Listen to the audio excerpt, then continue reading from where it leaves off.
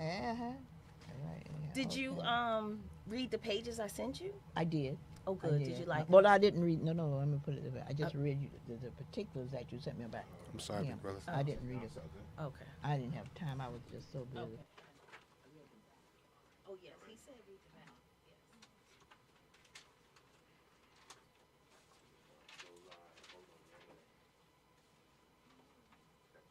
Papers finished rattling and all Oh, that. oh, Okay. I'm sorry. Yes, yes. Uh, yeah. Let me know when you're ready for the music. You start music.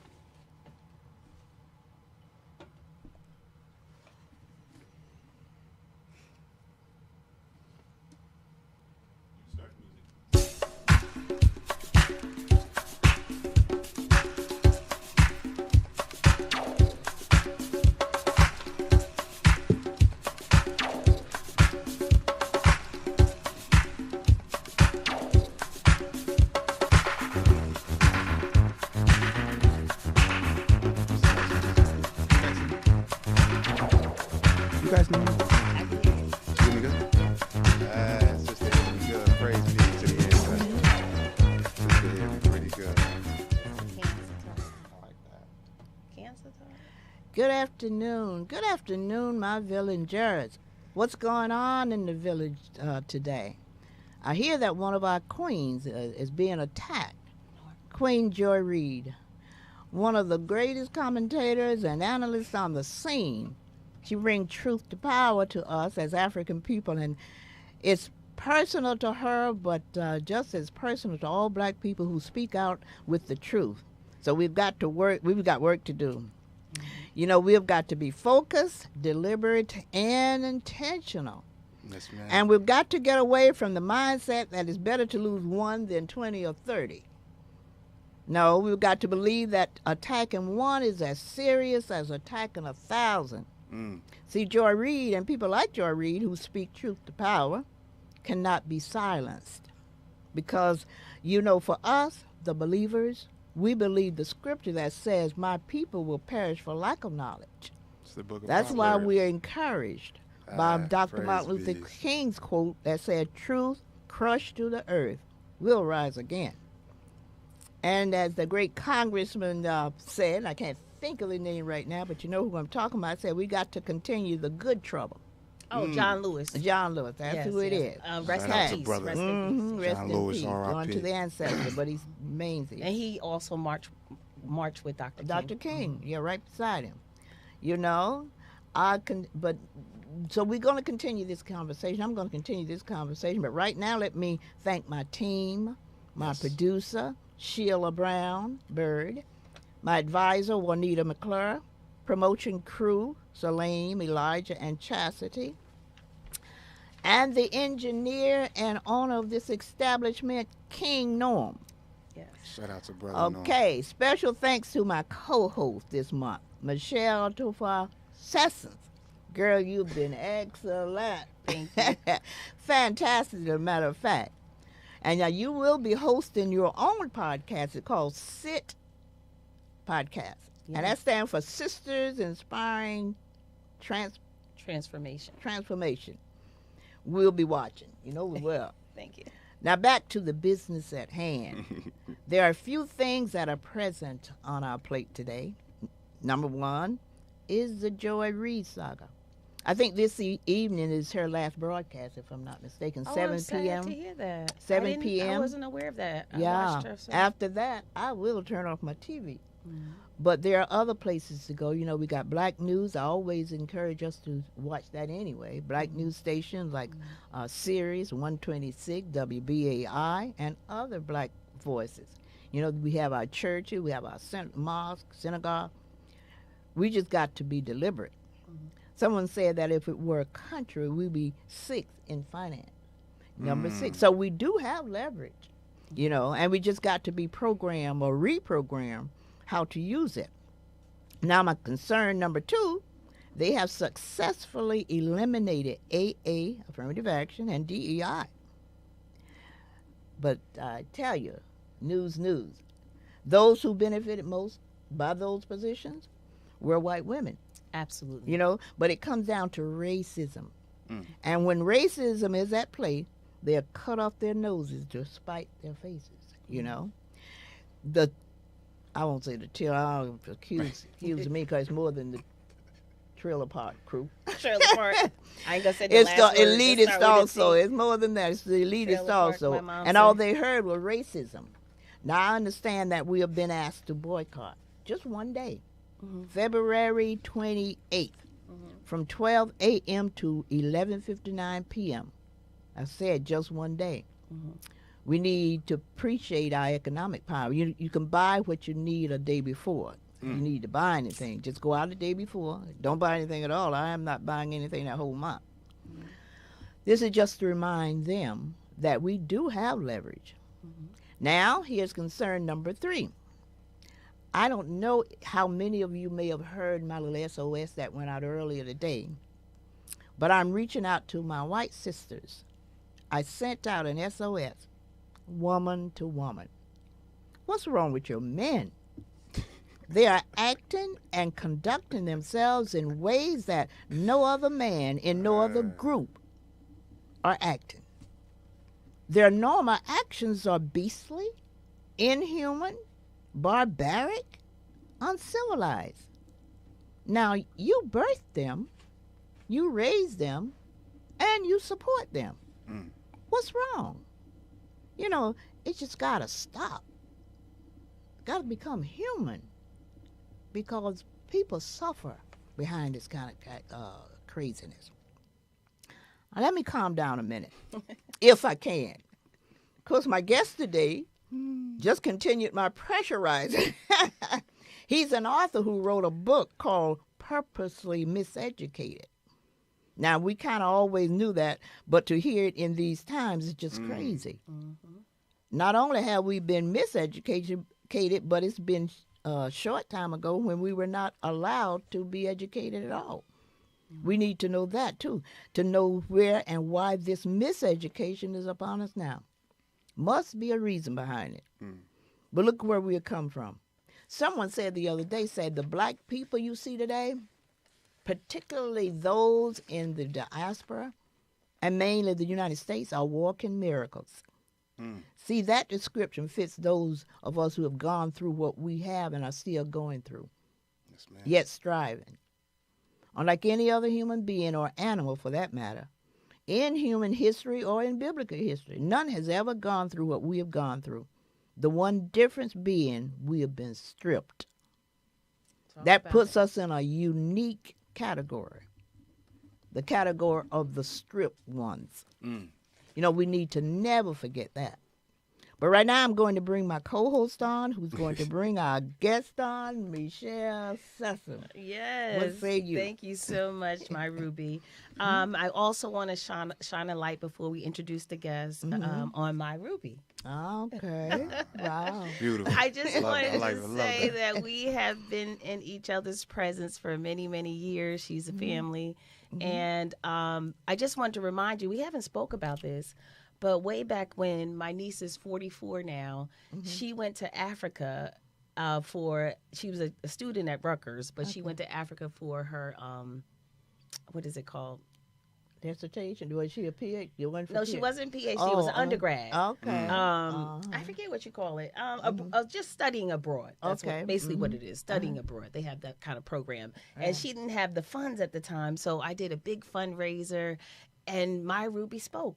You remember that? She don't even remember, but it's okay. It's remember? all right. She did so many things. Putting in She work did- for a long Right. time. She- huh? maybe that will Basically, excuse that's Praise what be to the that's why the ancestors. point is. Thank you, Shalil. Okay. She's been putting in work for Bless many, many you. years, All right. supporting the Right, shout community. out to that. You know, she's been writing several books. Okay. And you were the first author that I ever met in person, like a Okay. one-on-one. It's powerful. So she inspired me, and look, years later, here I am sitting next to you. I too have wrote a book, Grandma Pauline is a Queen, Right. and so I'm following your footsteps. You're standing on your shoulders. Well, bless you. So I just wanted to tell you, and she's always looking. Her show is unapologetic amateur looking for experts. She the In expert. Africanism. In No, Africanism. I've been But reading I about want to that. tell her Peace and that Pan-Africanism. she is the expert. But she's so modest, and humble, and that's okay. But I just wanted to give you your flowers to Well, I let you know that appreciate you it. Made my day. did. Yes, you have. And she Made the recently sister's celebrated day. a God bless. birthday, and it just goes to show you the wisdom And continues she's to not grow. going to ask No, me. I'm not going to tell her the She's age. not gonna- It's, She's not going to ask me. No, no. Ah. I just want to point out that there's so much wisdom there because you Yeah, I have know. endured Yeah. so much. Because and she you've knew seen if so she much. asked me, Yes. I was going to ask her how much money did she have in her bank Right. account. And it got to Yeah. be, I like you that know. one. So, Shout out to we're the going to Queen keep Mother. secrets there. But anyway.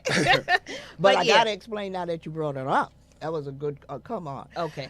The reason I talk about age in that fashion, in this society, unlike in African society, age is not respected. There are a lot of negativism behind age. You will lose your job. You may not be able to participate. You may not be in Africa. I've been a couple of 3 or 4 times, and they'll meet you with all kind of accolades, because they respect age.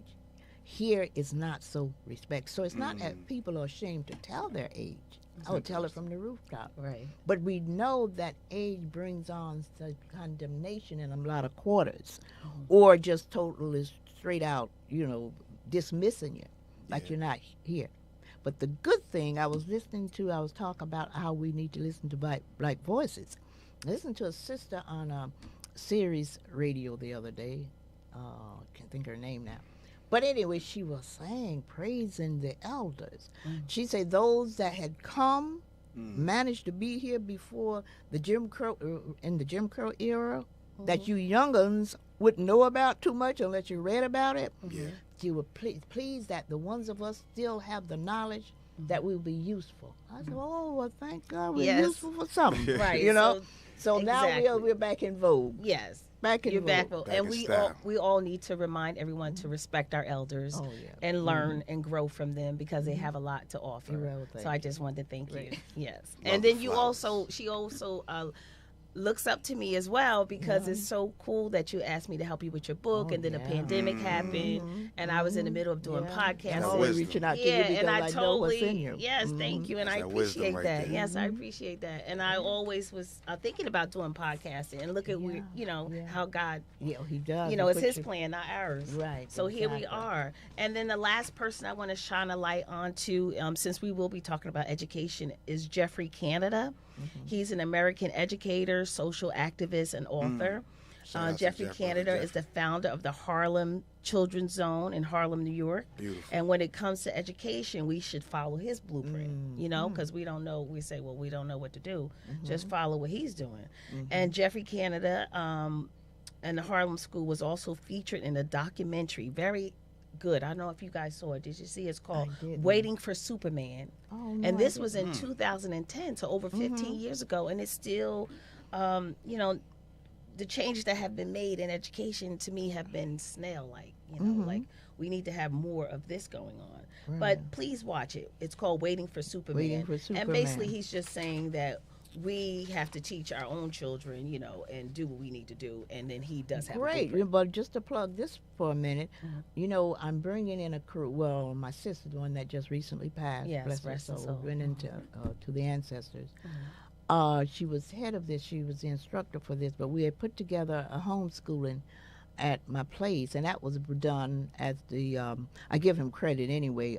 Governor DeSantis, that crazy governor down there in Florida, who said that we came over here and they taught us stuff, and he apparently hadn't read That's history, crazy. where African teaches everything to everybody, but he made the mistake of saying that, and so he encouraged me to organize that homeschooling at my place. So we had about 8 or 9 of my little grands and nephews and things that came to prepare themselves to study their history. So Lula had, we have set things up that the end of each month, the last Monday of the month, we will bring the students on and let them have a little space here That's to wonderful. explain and encourage other youngsters to just, it's simple as that, go into your home. I encourage all black folk to start a homeschooling for their kids teach them their history, at least they go out here some mess like craziness like Governor DeSantis, and they won't know what to believe. Right. But if you teach them from home, then they know who they are and whose they are. So Right. that's what coming up next month. So look Okay, forward to the perfect. school. Okay. Like that. So we're going to welcome our special guest today, Yes. Brother Shalil B. Canzader. Canzader. I'm Canzader. sorry. Ah, Okay. that's right. I Did the apologize. best you can. That's all the Okay. sisters can do. You Brother got to Sh- tell us about the name first. Yes, Where it yes. comes from. Brother Shalil is a multifaceted Native American actor, author, spoken word artist, host, entertainer, musician, and a youth mentor. He is recognized for his compelling charisma and dynamic presence. I concur. Born and raised in the socioeconomical challenged environment of Newark, New Jersey, he is the third oldest in a large family of 10 siblings. Shalil mentorship efforts focus primarily on young males in the community to facilitate youth empowerment and self-discovery. He regularly volunteers at a shelter in New Jersey, and we welcome him and thank him for writing this beautiful book. Let's show the Yeah, picture let's of it. show the- And you can okay. get it directly from Shalil, okay? And it's called Purposely Miseducated, A Doctrine on Escaping Mediocrity. I recommend this to everybody watching, family and friends, and he can take it from here, and then you can tell us later where to purchase it, and so forth. No, well, first of all, I want to say I don't know what I've done to receive such a blessing by being on this beautiful podcast, but I am incredibly thankful and grateful for you guys presenting me an opportunity. I would like to greet the audience, to my Hebrew family. I would like to greet them as well. To my Christian family, I would like to greet them in the words of Jesus. Every time he met his disciples or left his disciples, he always greeted them, peace be unto you. To the members of the Jewish community that may be watching, I would like to greet you, shalom alaikum. To the Muslims, I would like to greet you in the beautiful words of Arabic. We say it, beautiful words of peace. We say it in the Arabic language. Assalamu alaikum. Praise be to the ancestors. Thank you guys for having me once more. Blessings and walaikum salam. Thank you so much. I learned that from my sister. I learned that from my husband. Oh. Okay, so we talked a little bit about knowledge is power, my Ruby. You kind of mentioned that. Right. That's in Shalil's book. I mean, I absolutely love the book. And you also talk about being stripped. I believe you also mentioned that in your Yeah. book as well, Shalil. And basically what I gathered, it's all about the economics, unity, and discipline. I mean, a lot more is involved here. I took so many notes. Mm-hmm. So you go ahead and take the lead. And of course, if I want to say something, I'm going to do this. And so forth. But you go ahead and take the lead on this. Well, to give you just a small description, purposely miseducated, again, it's a doctrine on how to escape mediocrity. And I believe that by escaping mediocrity, you must first know who you are and where you come from, right? Then we have to build ourselves, right? So if you think about it, you have to rebuild the structure. See, what welfare did is what slavery could never do, and that's break up the black family. Slavery couldn't break up the black family. But once welfare came, the black family was totally destroyed, right? So during the pandemic, I'm sitting there, I just started thinking and looking back at myself and all the things I've been through as a child in the public school system. I started school late. My mom, she was on drugs really bad. And she did the best she could. Shout out to my mom. She's a phenomenal woman. She off drugs. She got married. And I thank God for that. So starting school late, I'm already African American. I'm already at a disadvantage. I'm born behind the 8 ball, so now I started school late. I remember I didn't know how to articulate myself well. I didn't know how to ask for help. I didn't know how to articulate that I don't understand what you're saying. So the teacher would label me as a distraction. So she labeled me as a distraction, and I remember this, vividly. She would put my desk outside of the classroom. So people would walk past, I would see people laugh, I would see teachers make certain faces, and it was very distasteful, right? And I would just sit there befuddled because I wasn't a bad child. It wasn't that I wanted to disrupt the class, but I just couldn't understand.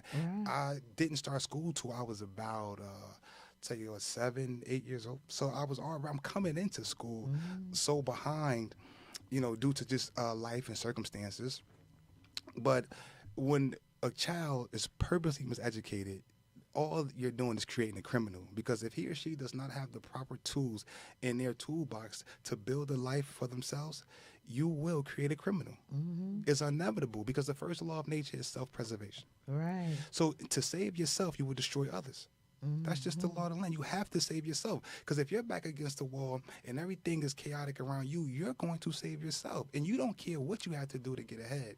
So this book I wrote with the intentions of changing lives, step for step, chapter for chapter, sentence by sentence, to save lives. I agree. And it's funny because I miss kindergarten. Yeah. And they said that the reason that everybody knows everything is from kindergarten, like organizational skills, things like this. Yeah, that's the and beginning. there's even a book out. I don't know who's the author of it, but that is so important. So being a parent and being the first teacher, it's so important to give your child the opportunity. And unfortunately, some parents just don't have that. Don't have that, don't know it, as he said just now, her being in the circumstances she was, you couldn't expect. Right. Sometimes we overlook that. Where our people come from put us in certain positions. And if we can just want to, sometimes we ignore it because we don't know better. Obviously, When we don't know better, we do better. We know better, we do better. So it's no fault of theirs. I wrote a couple of books, and one of the books, my last book, I talk about the two words that we have to be very conscious of: excuse and explanation. We oftentimes want to say what we are saying is an excuse. What you just said is an excuse that you didn't learn. No, it's an explanation. Excuse is when white privilege is your foundation. Explanation is when slavery is your foundation. All that have happened to us, majority of whatever happened to us, and maybe I would say all, that have happened to us stems from that. And reason I can say it so clearly is that a lot of people have been enslaved, but there's no one that I've ever read about, heard about, or believed happened was stripped of everything. See, that's what makes us uniquely different. We were stripped of our heritage, we were stripped of our language, we were stripped of our religion, we were stripped of everything human. And so when we come out of whatever we are in, we didn't come, say, as our Jewish brothers and sisters, when they came out of the Holocaust, they was intact. Nothing was stripped from them, so they just can kind of run with what they had. We couldn't because we were stripped. We have to replace that. That's what this show is all about, and I'm trying to make everyone know. That's why I say experts in Africanism, I make the distinction. I may be a little knowledgeable in something, but I may not be an expert in Africanism. And I use that example of the virus when it came through, the pandemic. We came through and it wiped out over 2 million people in a short period of time. It was so devastating that it caught us all by surprise, because none of us had ever seen anything like that in our lifetime. And since we hadn't, we didn't go out looking for our sports figure. We didn't go out looking for our ball players. We didn't go out looking for the person with the most money. We just were looking for someone who we thought had some expertise in that area, because I even went to I tell this story all the time, I went to my primary care doctor. I wanted some information. He said right away, without hesitation, I'm not the expert. So see, people know when they're experts in whatever. With ours be so uniquely different, we should right away think we need experts in that area of Africanism, those who have studied seriously. And I'll suggest that's the faith-based person with the knowledge of Africanism, and this historian who could take us all the way back to the beginning, and the psychologist. We cannot leave the psychologist out, because the psychologist is one that's going to make me understand why we got a Clarence Thomas in the world, or why we got, some of these other folks floating around. And rather than point our fingers at them and say, well, we like crabs in the barrel, like you were saying about something else just now, it reminded me, we all in a barrel. We're all in a barrel trying to crawl out. Not that I'm trying to claw you down. I may be just trying to claw myself out, and it seems like I'm clawing you down. But that is so interesting. I'm going to get this book because I know that it has a lot in there. So what Right. what And you know what? inspired you to just think Yeah, when go you ahead. talked about it for a Yeah. minute, but to get here and put pencil to paper, it must have taken a lot for you to decide that you would write a book like this. Yeah, for me, it was just time, right? Mm. I come from a background of I would love to say creative people and creative thinker. My mom was a high school track star, right? I Okay. believe at Central High School in Newark, New Jersey. My sister was a state champion at East Orange Campus High School, 2008. So I come from a creative background, right? My dad, a high school football player. So in writing, when I was younger, I didn't have an outlet to describe my feelings or emotions, right? Growing up, I grew up in Newark, New Jersey. We migrated to East Orange, New Jersey, and around the time I was growing up, this is when gang activity was really heavy in my neighborhood. So things that would happen to either myself or my friends in the community, we didn't really know how to respond to it, right? Nobody knew how to articulate themselves other than through anger, fear, or just I would say self-sabotagement, right? We self-sabotage ourselves a lot because we're trying to forget what happened, right? Yeah. A lot of our people, the majority of our women have been molested, and so have the boys. There's nothing that ever happened to an African American woman that didn't happen to an African American male. Exactly. So we're dealing with these horrific things that's happening to us. We have no safe space to talk about it. So for me, mine was through being creative, writing, music, playing sports. That was my outlet. So in writing my book, it was really because I had no outlet. There was no safe space. I didn't know of any male groups to go and talk to and say, "Hey, man, look, I'm going through something right now." So what I would do is it started very young. I would always just write. I would always just write, and that's why poetry comes so easy, music comes so easy, books come so easy because I just love to write, and my writing provides me an outlet, and through that outlet I am able to release, reset, and refuel, so I have the energy to go out and do the work. So it was just a way for me to release so much depression, anxiety, fear, worry, doubt, distress. It was just a point to do that. Thank you so much for that. You know what? I have so many notes from the book. I just love the book. Like, I don't really know where to go with the notes. But like whenever you guys say something, then I'm thinking something, and I don't want to interrupt. But getting back to, you mentioned Harriet Tubman in the book. Yeah. You used two words. You said, tell me those two words if you can recall, because I can't find it in my notes. But you were saying something about somebody has the vision and someone has the It's the vision versus direction. Direction, thank you. Okay. The vision versus direction. I found that so profound. Yeah. If you have the vision, you also have to have the direction. You have to. In our communities, right, as we know, a lot of us are ingenious, right? But we are ingenious with the vision, right? If you see a lot of businesses, they are started, but it doesn't really go nowhere, especially in our community, because the business is the vision. That's the vision, man. I see myself owning, I'll say at a minimum, a barbershop, right? But why you don't have a successful barbershop? There's no direction.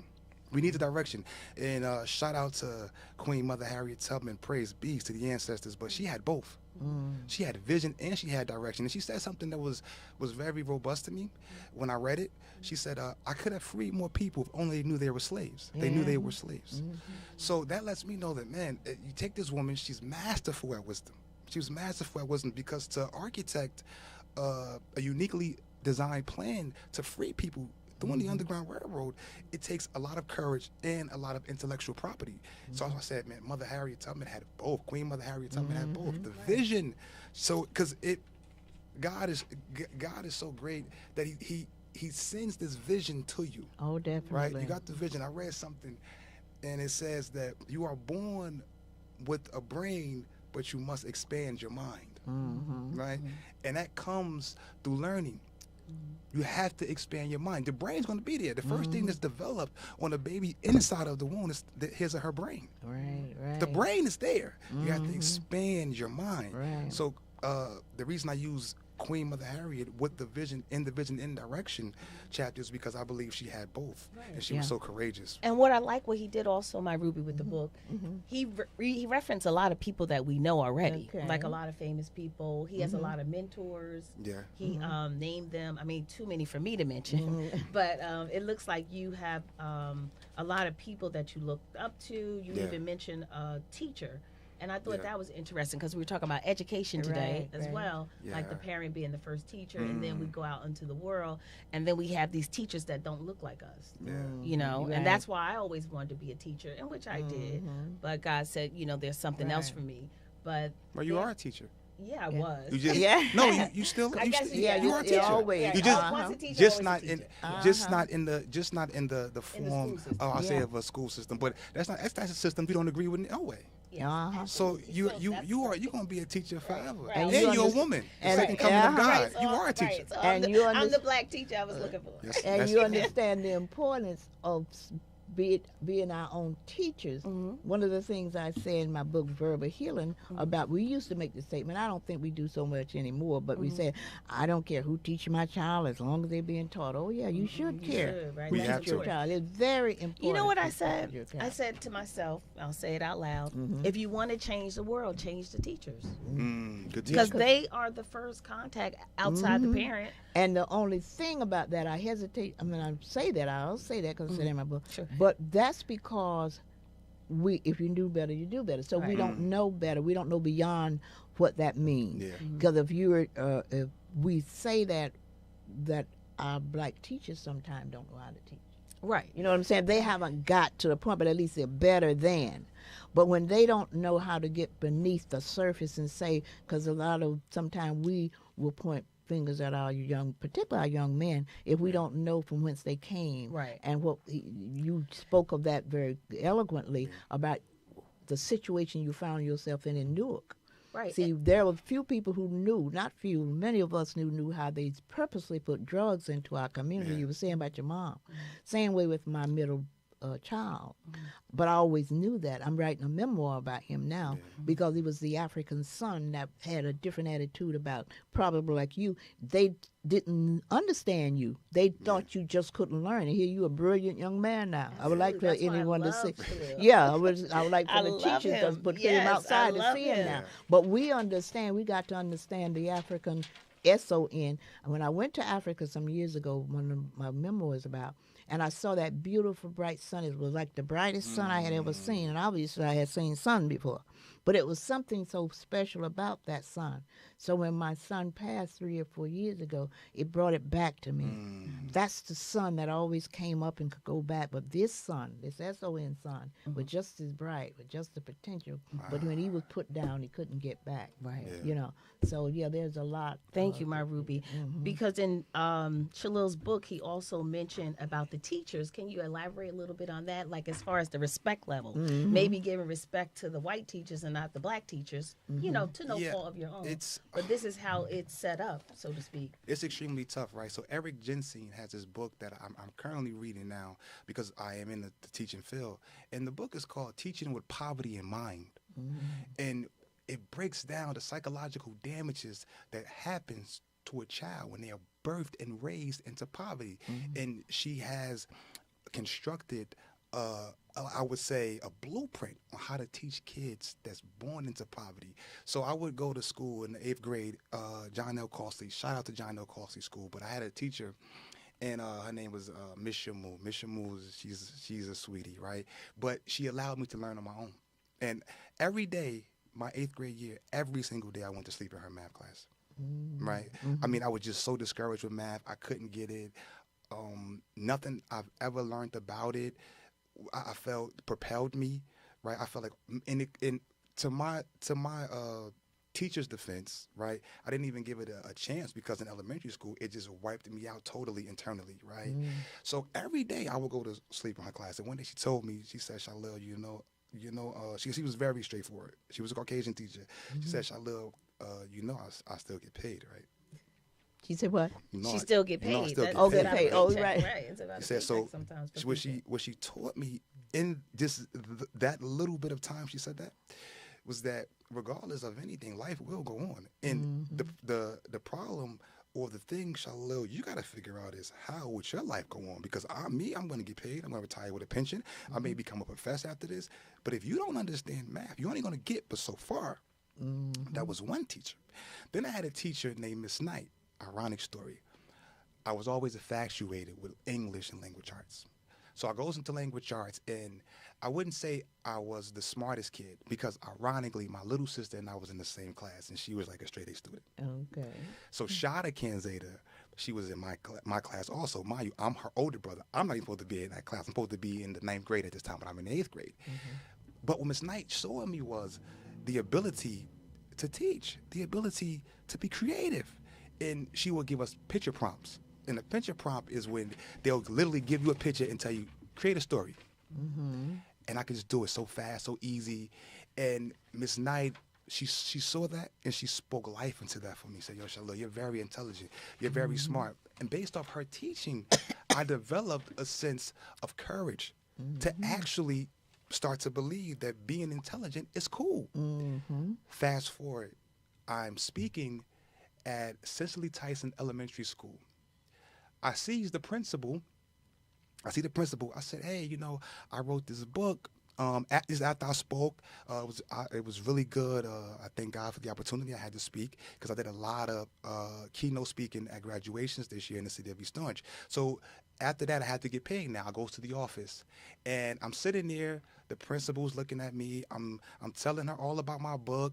And I said, you know, I had this teacher when I was in the 8th grade. Her name was Miss Knight. And, you know, she was a phenomenal teacher. She's in my book, actually. I want everybody to know how she helped me. And the lady started crying. Okay. The lady was Miss Knight. She is a principal now. I didn't know it was Miss Knight because she got married and changed her last name. And I said, I'm looking like you. Why are you crying, lady? I'm just telling you a story. It was actually Miss Knight. Wow. Isn't that something? And you never know who's going to touch your heart. Right. Mind you, I graduated from Eco Tucson Louisville in 2001.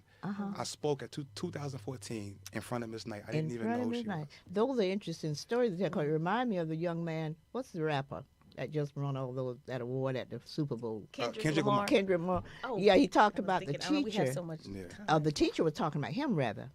When he was in his class, he was so shy. But he saw something in it. He knew he was a great orator and everything. But he never suspected that he's going to be where he is.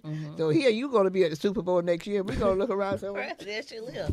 And Shalil does shout out to a lot of rappers like Nas and Jay-Z. Yeah. It looks like a lot of rap as well as R&B singers, Bobby Brown. Everyone pretty much influenced you. You have that in the book. Yeah. Like you give...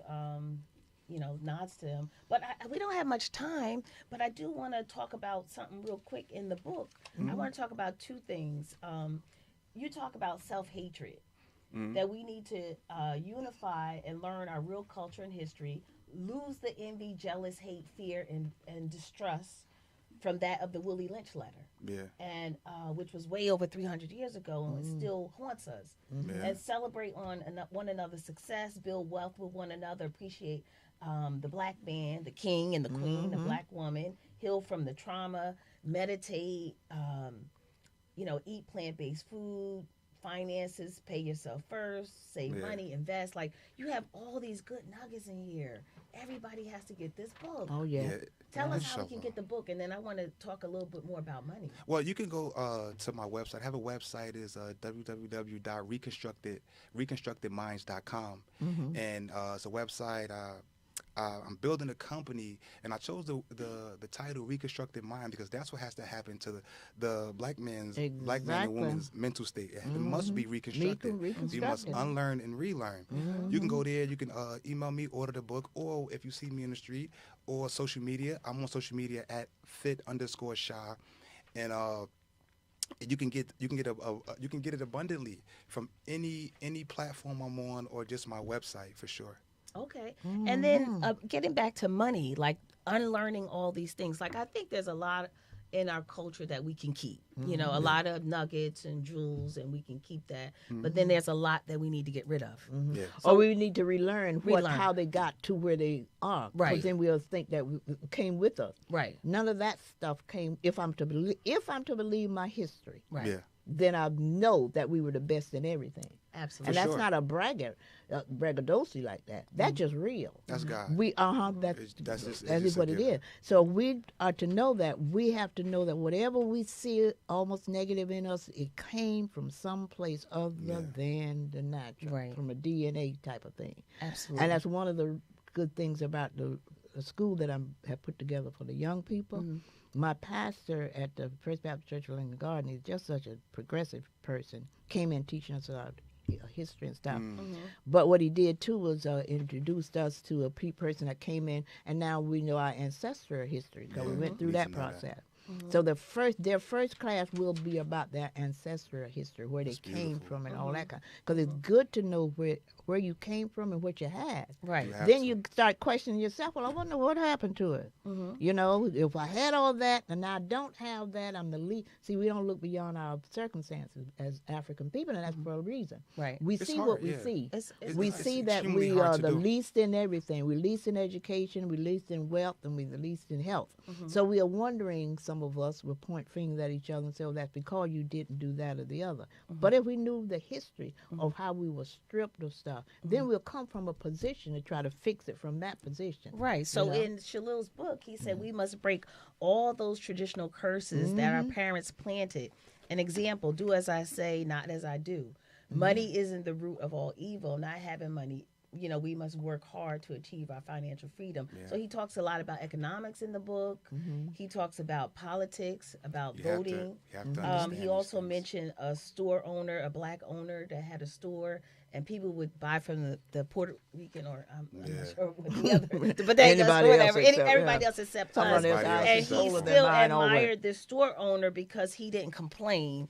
But it's like we have to learn how to support one another. Do you want to talk a little more about that? Like, Yeah, I'll make it brief. The thing about economics is that we know the problem, right? And a lot of people are problem driven, right?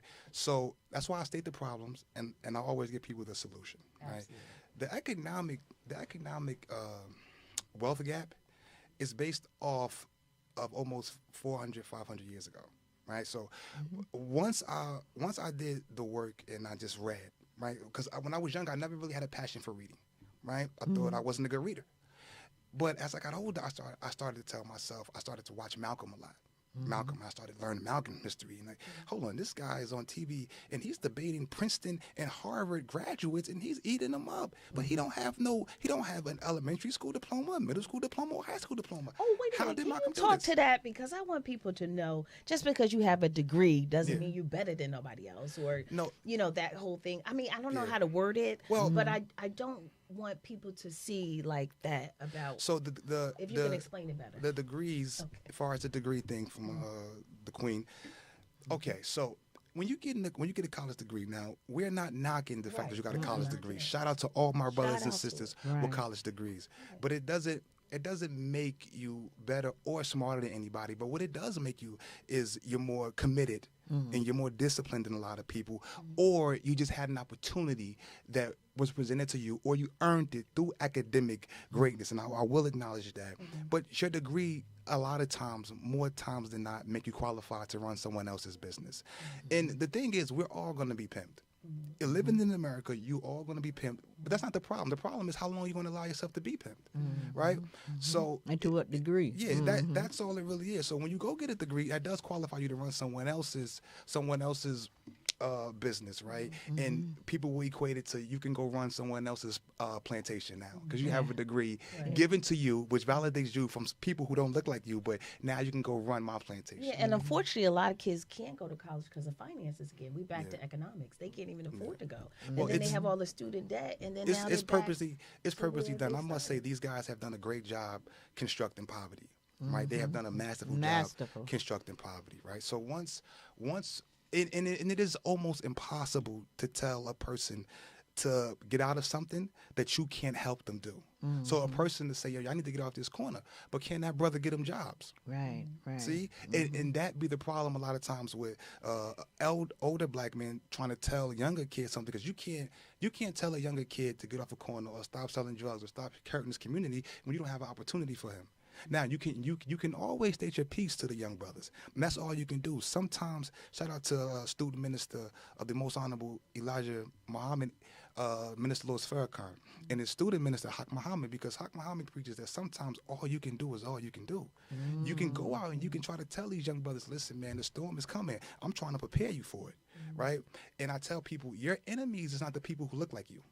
We're not enemies. Your enemies is these people that's in these meetings that's planning to castrate you financially forever. Yeah. Right? So if when we don't understand economics and how money works, we are already at a disadvantage because you cannot work yourself to wealth. You cannot. A lot of people who work and they are going to be comfortable getting a pension and retiring.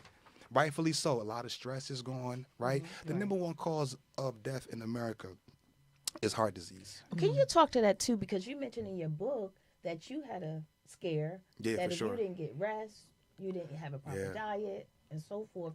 That was a possibility of stress and stroke, which a lot. I mean, not stress, but the stroke and heart attack, which a lot of people young people are facing nowadays. Can you talk a little more to that? Just How to get growing out of up, that? just growing up in poverty, our diets as young males and females are terrible, right? So in the day, you go to school, you eat school lunch, you come home, your mother's not wealthy, it's hot dogs, it's processed lunch meat, it's canned food, and what happens is that kills your brain cells and your insides rapidly, right? But you're so young, you don't feel the effects of it. So when you're younger, you can eat Chinese food, McDonald's, and Burger King all in one day and still see a six-pack. But as you get older, the clogs start to form within the vessels of your heart. So now the blood isn't flowing properly. That's why the highest percentage of males who are on Viagra is men between 18 and 25. Really? Because their bloods don't flow Isn't that properly. something? Their diet is terrible. Ooh, yeah. Who So would it's fi- now who you're would figure? blocking flowing blood. So one day again, I'm a standout athlete. I go to the nurse. Now I'm in the 11th grade now. I go to the nurse. She tells me you need to go see your doctor. I say what's going on? She said for one, your blood pressure is extremely high, and your heart is not functioning properly. So they sent me to a heart specialist. So when he put me on the table, you know, rubbed a little gel on my chest, and he showed me my heart. So your heart sits in what I would call like a heart-shaped form. It's really unique the way it is, and your heart is in the middle, and you have these two flaps that go boom, boom, boom, boom, boom, boom. Mine's go boom, boom, boom, boom, Okay. boom. So he told me something, and that man saved my life. I forgot the doctor name because this was in 2007. He said, 2006, 2007. He said, I'm gonna tell you what. He said, try changing your diet. Before I start prescribing you medicine and we're gonna tell you we're gonna rush you into heart surgery, just change your diet. Work out. You're already an athlete. Because he couldn't believe it. He said, yes, this is really going on with you. Change your diet. So I was actually ridiculed for eating a certain way in high school, right? So I'm just eating vegetables. I would eat veggie sandwiches. And people were like, yo, we have all this lasagna. And you want to sit up here and eat a salad before a basketball game? And that's what I had to do. Nobody really knew what I was up against because, again, I don't know how to articulate it. On top of that, I'm young. I'm a young boy. I am scared to death. I am very fearful. I didn't even tell my parents. My mother probably don't even know this. I'm very fearful. I'm scared, you know, and it's not cool to be a kid that young with high blood pressure. And, you know, now because I couldn't play basketball, now I'm ineligible because of health conditions. Okay. So it was a big scare, but it's sent me down a beautiful path. And shout out to Sister Rashina Barrows. She has 6 restaurants. I think 4 of them are vegan in the city of Newark, New Jersey. She does a phenomenal job. This lady literally saved my life because before then, you know, we're trying different things, me and my brothers, but we're still cooking with certain oils that's not healthy. Right. When we started going to her restaurant, she literally gave us the blueprint to how to eat. So it's a difference between plant-based and a person being a vegan. It's a difference between a person being plant-based vegan and eating organic. It's a difference. So What's the name of her restaurant? Give her a shout. Shout out Got to 6, she said. My Give yeah, her she has Blueberry Cafe. They deal with the Dr. all in Newark, New Jersey. Yeah, all in Newark, New Jersey. They deal with the Dr. Sebi recipe Dr. totally. Sebi, Yeah, so it's nothing. Their menu don't change. This is what we're gonna get, and they sell out of food every day. Then she have the zucchini bar. The zucchini bar is more so of the fun food. So if a person, it's still plant based and organic too. But if a person comes in and they say, you know, I'm just winging myself from eating That's what I'm a poor saying. diet. What do you have? She said, what you like? You like Italian cheeseburgers? You like Italian hot dogs? We have all that food here. You like ziti? We have big ziti. We have pasta. We have hoagies. We have tuna fish subs. What do you want? What do you like? She had that restaurant. Then she have a restaurant called Aqua Water Pit. You can go there and literally get clean water.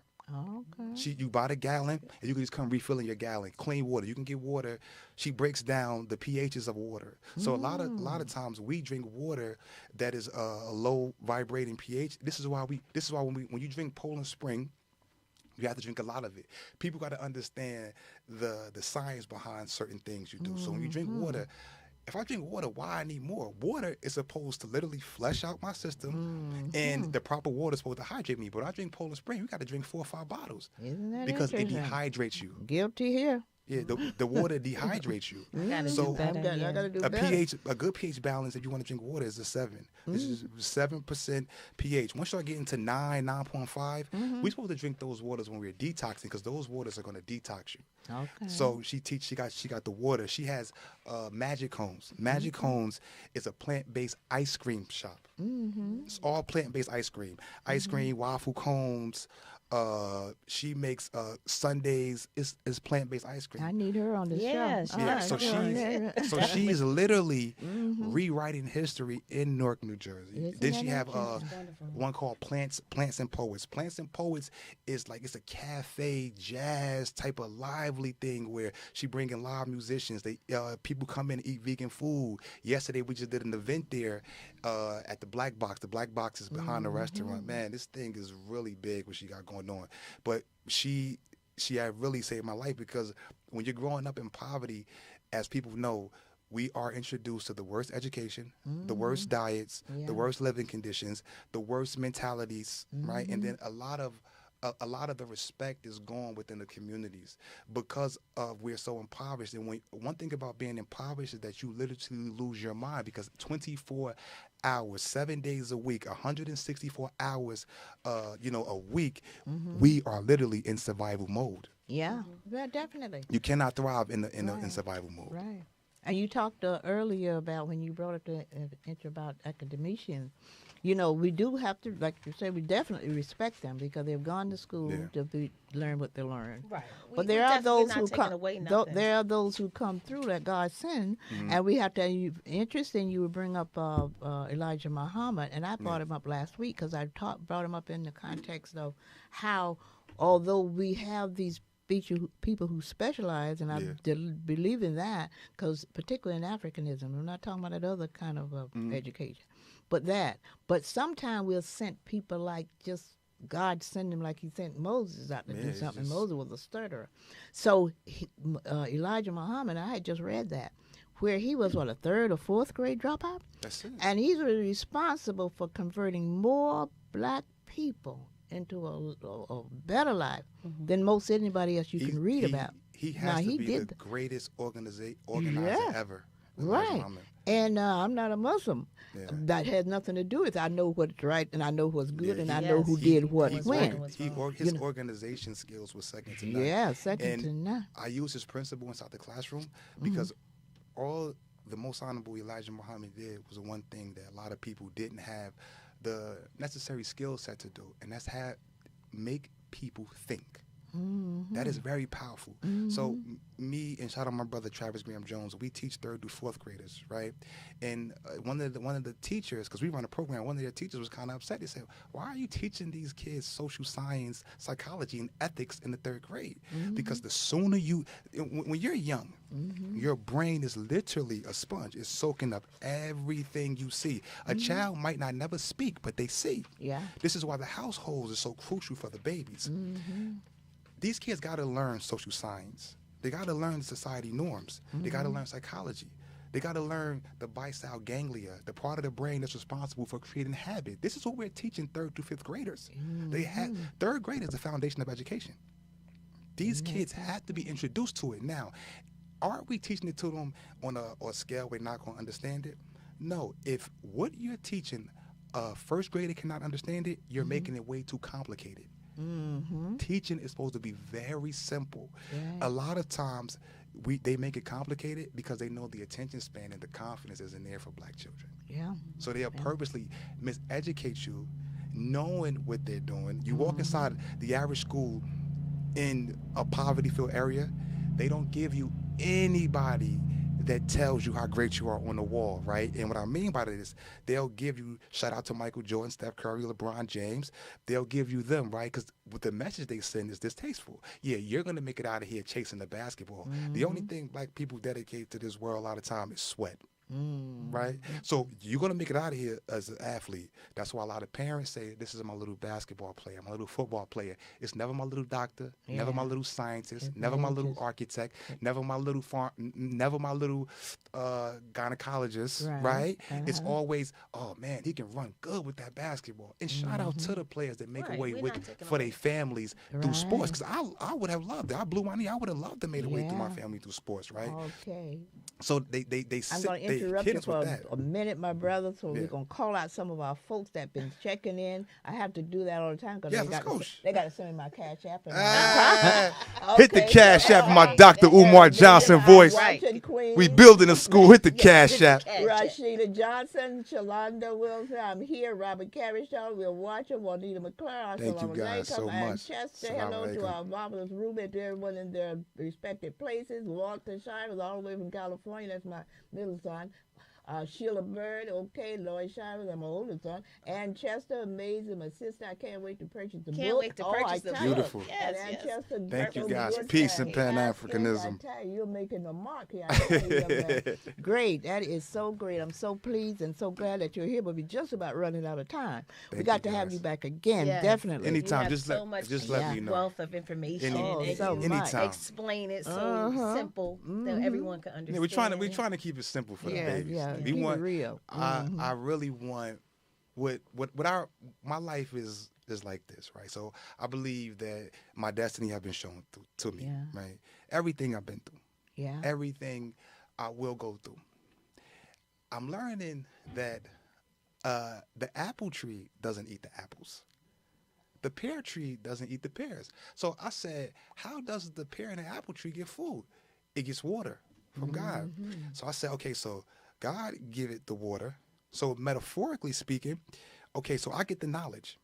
I grow the apples and the pears. Right. And I say, okay, so what happened with the apple and the pears? People come by and they eat them. So metaphorically speaking, your gifts is not for you. Right. They're for the people passing by. Exactly. So my life is for everyone coming after me, the people that's passing by. So everything I learn and I encounter is for me to go through, process, and prevent from others from going through it. That's well said. We got to get out of here, and it's so good that you came. I've learned so much. Yes, you know, thank you so if much. you think we can't learn when we're older, you just miss the point. Thank you, I have guys. learned I'm so much, and I extremely appreciate it so much. And to my you. villagers, you all remember, watch Joy Breed at 7 o'clock. After that, close down the TV if you follow me, because I'm not watching anymore. We got to make them know that you don't do that to people. And so next week, hope to see you there. God bless. God bless. Peace.